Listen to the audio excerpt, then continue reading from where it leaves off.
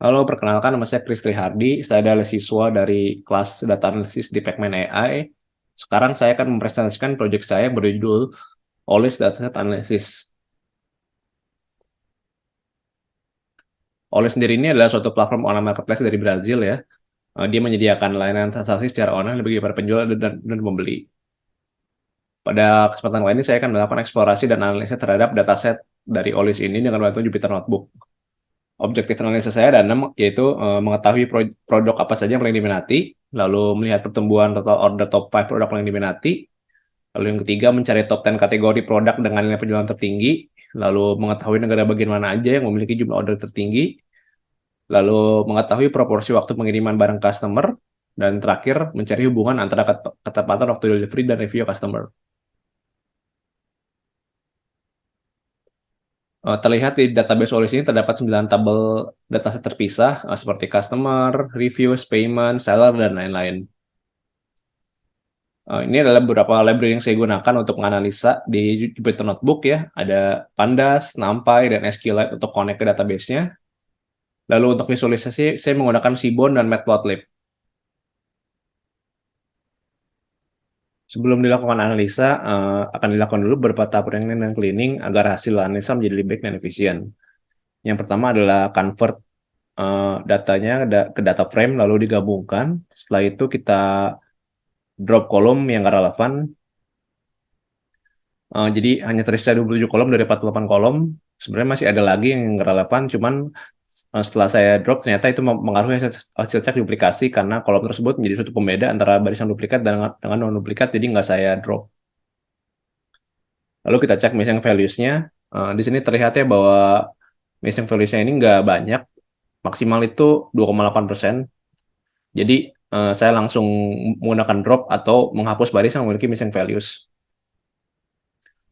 Lalu kita cek juga apakah data yang duplikat. Ternyata nggak ada ya, jadi kita bisa langsung lanjut. Setelah kita cek apakah ada format yang nggak konsisten, ternyata nggak ada ya, semua formatnya konsisten di tiap kolom. Namun untuk kolom tanggal, ini datanya masih berupa objek ya, bukan datetime, maka nanti perlu dilakukan parsing date untuk mengconvert ke datetime. Lalu setelah itu ada data manipulation dan feature engineering. Seperti yang saya bilang tadi, kolom data yang berupa objek harus dikonvert menjadi format datetime. Ini kolom tanggal yang saya jadikan acuan adalah kolom order proof at. Di sini saya pecah juga menjadi year, month, day, dan hour. Lalu ada feature engineering, yaitu menambahkan kolom untuk perluan analisa. Di sini saya menambahkan 3 kolom, yaitu delivery day yang berisi durasi lama pengiriman, dur kategori, yaitu kategori lamanya durasi pengiriman, lalu on time yang berisi status pengiriman on time atau terlambat.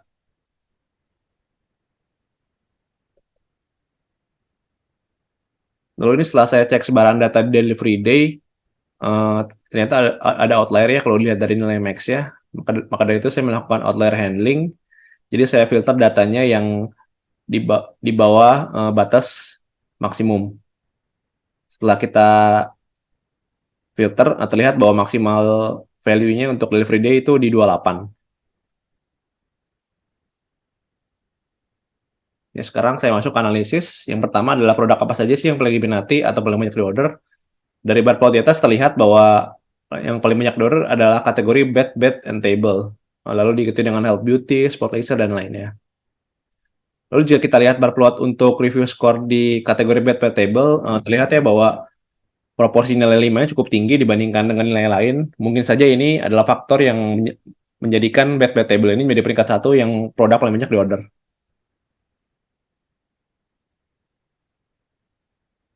Lalu yang kedua, bagaimana perkembangan order top 5 produk yang paling diminati?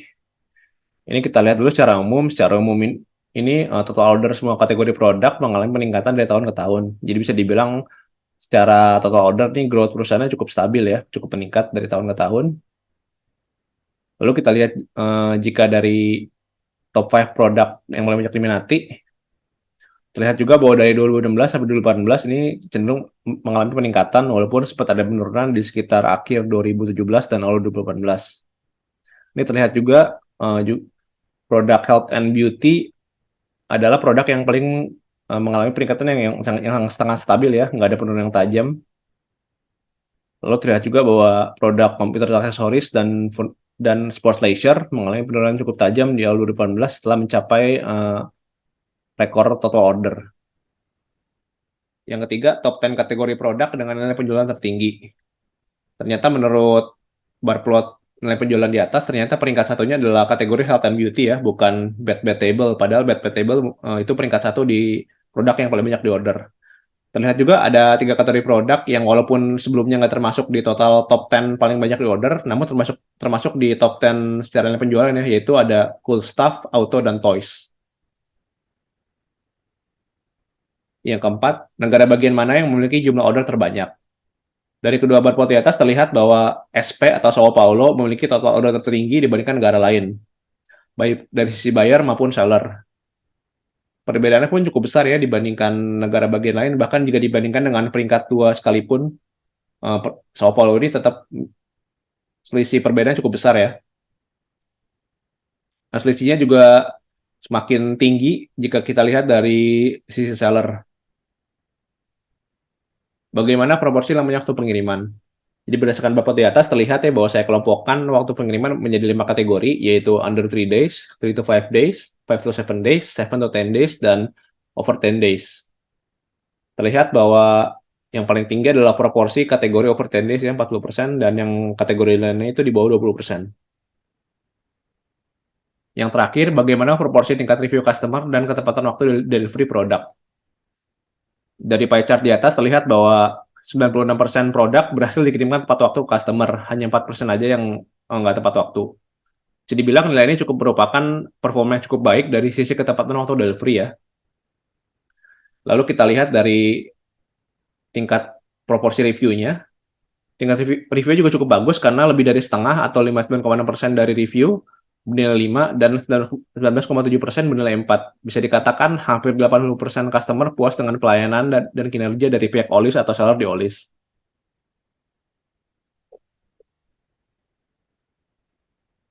Ya, dari analisis di atas ada beberapa hal yang dapat disimpulkan, yaitu yang pertama, walaupun kategori produk bed table ini adalah produk paling banyak di order, namun nilai penjualannya nggak setinggi health and beauty yang menduduki peringkat satu nilai penjualan. Kategori cool stuff, auto, dan toys juga meraih posisi di top 10 nilai penjualan walaupun nggak termasuk dalam top 10 order paling banyak. Bisa dibilang bahwa produk yang nggak masuk dalam top 10 order terbanyak pun masih dapat memberikan nilai penjualan yang cukup baik. Jadi hal ini mungkin bisa jadi dipertimbangkan dalam strategi bisnis karena nilai penjualan tinggi juga bisa berpengaruh dalam melaba perusahaan.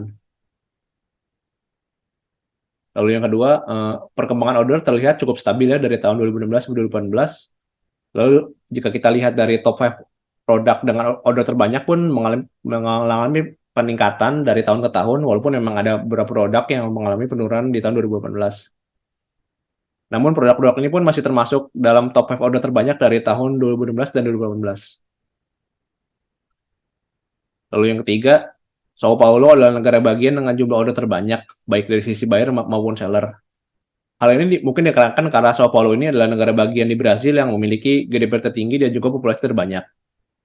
Mungkin pihak Kolis bisa mempertimbangkan strategi marketing untuk meningkatkan jumlah order dari negara lain, jadi nggak mengandalkan sales dari Sao Paulo aja. Yang keempat, over 10 days atau di atas 10 hari adalah kategori terbanyak di antara kategori waktu pengiriman. Walaupun ini secara waktu terbilang cukup lama, namun 96% order berhasil dikirimkan tepat waktu ke customer. Bisa disimpulkan bahwa kinerja fitur estimasi waktu pengiriman di platform Olis ini cukup baik ya, karena cuma 4% yang telat.